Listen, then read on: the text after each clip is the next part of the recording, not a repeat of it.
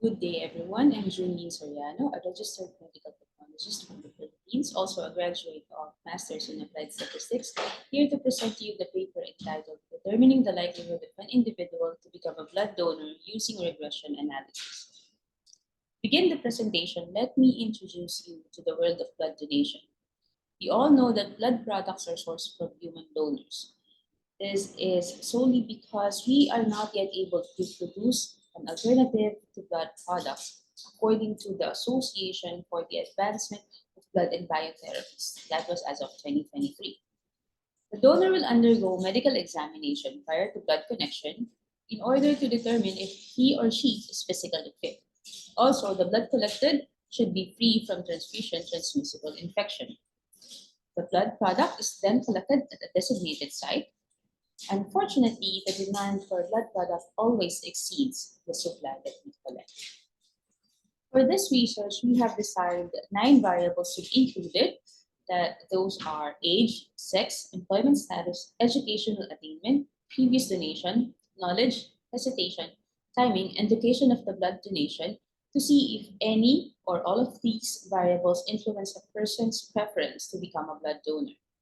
For that, we have data gathering through a self-made questionnaire which has been validated by our peers in the field. And this has been implemented for the reliability testing to more than 50 respondents that shares the same criteria that we have for the study. Also, the ethical review committee of a reputable institution did review the paper prior to full implementation. The survey tool was made available online through Google Form as well as through printed form, just in case some people will not be able to access the internet. Assistance of our local health worker was also utilized to ensure the proper sampling method was implemented. The population size of 8,331 was estimated from the Philippine Statistics Office data of their national census of 2020, and the sample size of 196 was computed using our independent variables, that is 10 times I all over P, wherein I is our independent variable and P is the expected probability of the least frequent outcome. The target population are residents of the Barangay Wawa in Taguig City, and as mentioned earlier, we have used the simple random sampling for the study. The survey lasted from January 23 to February 28 of 2023, with a total of 300 valid responses collected.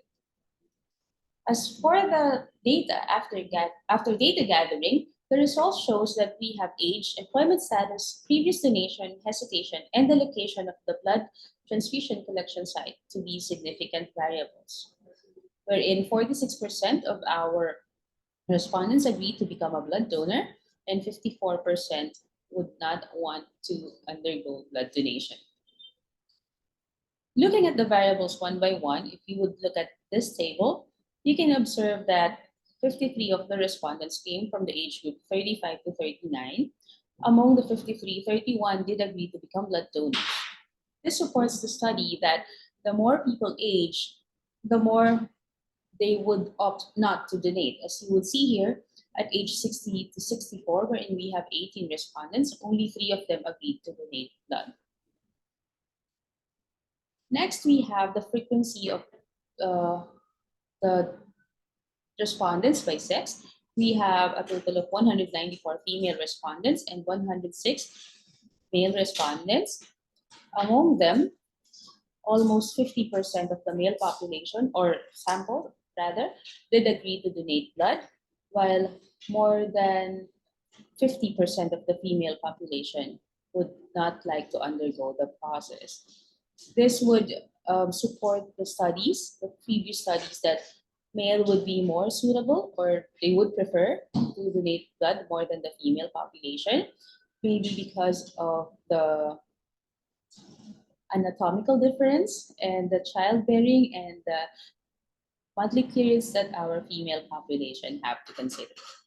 Next, we have the employment status. If you would see here, we have 200 respondents who are currently employed during the implementation of the survey, and 100 respondents are in between jobs. 49 of the 100 respondents, which is almost 50%, did agree to donate blood, while less than 50%, which is 89 of the employed population, agreed to donate blood. This supports again the claims of previous studies wherein employment limits the time of the person to share their time for the process of blood donation. Now, with regards to their educational attainment, it is remarkable that most of our, actually all of our respondents have received formal education, though three of them are elementary undergraduates. The remaining 297 have received at least completed the elementary education, and 43 of them have a college degree or higher education. Among them, 138 did agree to donate blood, and 162 did refuse to donate their blood product. Now, with regards to their previous blood donation, as you can see here, the persons who have previously donated blood uh, um, accounted 75 respondents out of the 300. Among the 75, almost all of them would like to become return donors. As for the non-donors, or those people who have not yet tried to donate blood, 225 of them, only 69 would like to undergo blood donation. With regards to their personal evaluation on their knowledge, hesitation, time, and location of the blood donation site, we use the net agreement rating to check if all the respondents have agreed or came up with the same conclusion. With the knowledge, we have excellent agreement since, as we have seen earlier, all of our respondents have received formal education. And luckily in the Philippines, the importance of blood donation has been incorporated in the school environment. With regards to hesitation, we can see here that the medical examination have very good agreement rating as well as the fear of needles. With losing too much blood, there is a slight resistance with moderate agreement, and the fear of losing capacity to perform their task after the blood donation has good agreement rating. That would translate to the fear of people knowing the real medical status, I mean their personal medical status, as well as their fear of needles being a hindrance to being blood donors. Now, with regards to time, most of our respondents are okay with visiting the blood donation site with good agreement rating. However, most of them, there is a larger population that would agree, would have very good agreement, that they don't have enough time to complete the process of donation. Now that becomes a problem along with the donation, because the distance from the residence or the workplace also becomes a hindrance to becoming blood donors. Now, to conclude our study, we have determined that the demographics of the would-be donors have a huge impact in increasing the probability of collecting more blood products.